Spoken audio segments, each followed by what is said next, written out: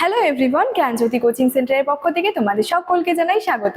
আজকের ক্লাসে আলোচনার বিষয় হচ্ছে রাজা রামমোহন রায়ের ভূমিকা। ঠিক আছে, সমাজ সংস্কারক হিসেবে রাজা রামমোহন রায়ের যে ভূমিকাটা রয়েছে সেটা নিয়েই কিন্তু মূলত আজকের এই ক্লাসের মাধ্যমে তোমাদের সঙ্গে আলোচনা করব। ঠিক আছে, আচ্ছা, আলোচনার বিষয় শুরু করার আগে তোমাদেরকে একটা ছোট্ট ইনফরমেশন দিয়ে রাখি।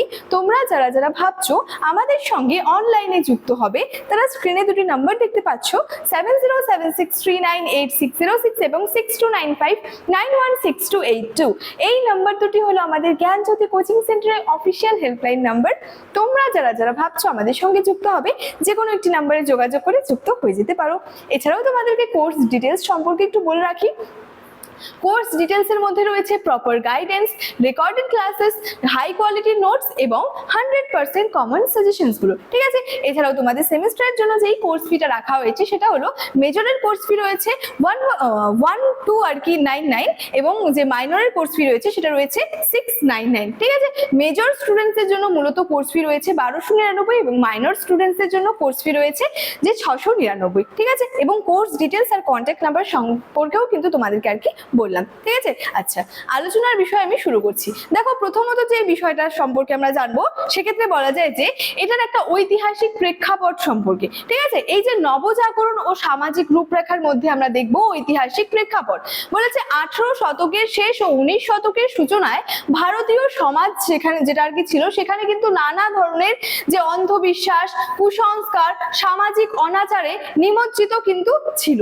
এবং রাজা রামমোহন রায় প্রথম কি করেছিল, এই যে রূঢ় একটা বাস্তবতাকে চ্যালেঞ্জ করেছিল বা চ্যালেঞ্জ জানিয়েছিল এবং যুক্তিবাদী সমাজ গঠনের কিন্তু ভিত্তিটা স্থাপন করেছিল রাজা রামমোহন রায় প্রথম দিকেই। ঠিক আছে, তাহলে কি হলো 18 শতকের শেষ দিকে 19 শতকের সূচনার দিকে বা শুরুতে কি হলো যে ভারতীয় সমাজের মধ্যে কিন্তু নানা রকমের অন্ধবিশ্বাস আর কি ছড়িয়েছিল, নানা রকমের কুসংস্কার ছিল এবং সেই সমস্ত বিষয়গুলোকে নিয়ে কি করেছিল রাজা রামমোহন রায় একটা চ্যালেঞ্জ জানিয়েছিল এবং যুক্তিবাদী সমাজ গঠনের কিন্তু ভিত্তিটাও স্থাপন করেছিল। ঠিক আছে, সংগ্রামী আদর্শ, যে প্রাচ্য ধর্মশাস্ত্রের গভীর জ্ঞান ও পাশ্চাত্য আধুনিক দর্শনের মেলবন্ধন ঘটিয়ে রাজা রামমোহন রায় সমাজ পরিবর্তনের কিন্তু ডাক দিয়েছিলেন এবং রবীন্দ্রনাথ ঠাকুর তাকে ভারত পথিক বলে কিন্তু যে অভিহিত করেছিলেন। তাহলে এই যে এই লাইনটা রবীন্দ্রনাথ ঠাকুর তাকে ভারত পথিক বলে আর কি যে অভিহিত করেছিলেন, এই লাইনটাও কিন্তু খুবই গুরুত্বপূর্ণ। তাকে অর্থাৎ রবীন্দ্রনাথ ঠাকুর রাজা রামমোহন রায়কে ভারত পথিক বলে কিন্তু যে অভিহিত করেছিল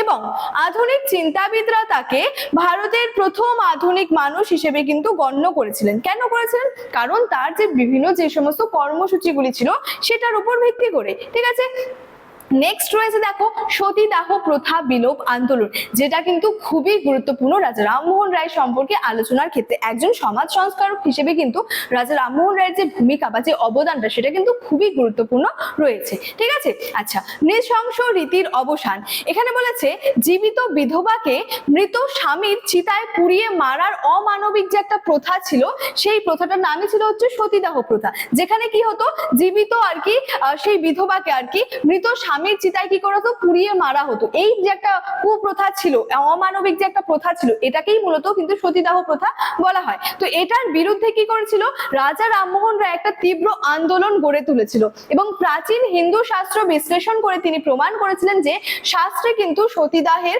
যে বাধ্যবাধকতা নেই, অর্থাৎ শাস্ত্রের মধ্যে কোথাও যে সতীদাহর যে এই বাধ্যবাধকতা সেটা কিন্তু নেই, সেটা তিনি আর কি বলেছিলেন। তার নিরল সংগ্রাম এবং সামাজিক চাপের মুখে governor general Lord William Bentinck 1829 সালের 4 ডিসেম্বর রেগুলেশন অফ যে বিভিন্ন অ্যাক্ট আর কি তিনি জারি করেছিলেন এবং তারপর তিনি কি করেছিলেন যে জারি করে সতীদাহকে কি করেছিলেন, একটা সতীদাহ প্রথাকে সম্পূর্ণ বেআইনি বলে কিন্তু ঘোষণা আর কি তিনি করেছিলেন। ঠিক আছে, তাহলে এই যে বললাম সতীদাহ প্রথা, এই যে সতীদাহ প্রথার একটা যে বিষয়, রাজা রামমোহন রায়ের এই তীব্র আন্দোলন কিন্তু এই সতীদাহ প্রথার বিরুদ্ধে আর কি তিনি গড়ে তুলেছিলেন। ঠিক আছে, আচ্ছা, নেক্সট রয়েছে দেখো নারী অধিকার ও সার্বিক সুযোগ। এখানে রয়েছে প্রথমত সম্পত্তিতে অধিকার, তারপরে রয়েছে কুপ্রথা প্রতিরোধ, তারপরে রয়েছে নারীর শিক্ষা প্রসার। অর্থাৎ সম্পত্তির অধিকারের মধ্যে কি রয়েছে, হিন্দু আইন সংস্কারের দাবি জানিয়ে বিধবা ও কন্যাদের পিতা ও স্বামীর সম্পত্তিতে ন্যায়সঙ্গত একটা যে অধিকার প্রতিষ্ঠার কিন্তু আহ্বান জানানো হয়। অর্থাৎ সম্পত্তির ক্ষেত্রেও কিন্তু নারী বা মেয়েদের একটা অধিকার রয়েছে সেটার কথা এখানে বলা হয়েছে।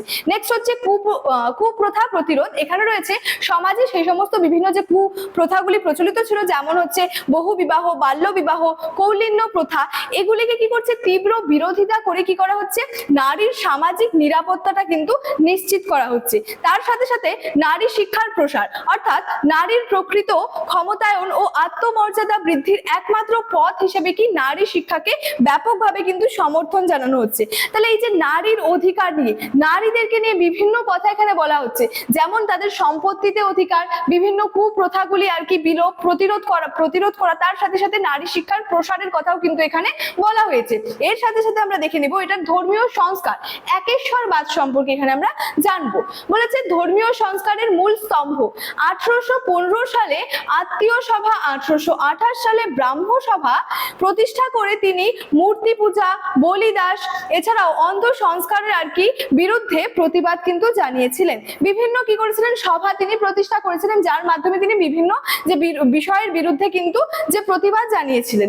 তিনি বেদ ও উপনিষদের মূল আর কি সত্য হিসেবে একেশ্বরবাদ প্রচার করেছিলেন। ঠিক আছে, একেশ্বরবাদের কথা তিনি প্রচার করেছিলেন, এবং যেটা সকল জাতি বা ধর্মের মানুষকে এক ঈশ্বরের উপাসনায় কিন্তু উদ্বুদ্ধ করেও আর কি তুলেছিল। ঠিক আছে, আচ্ছা।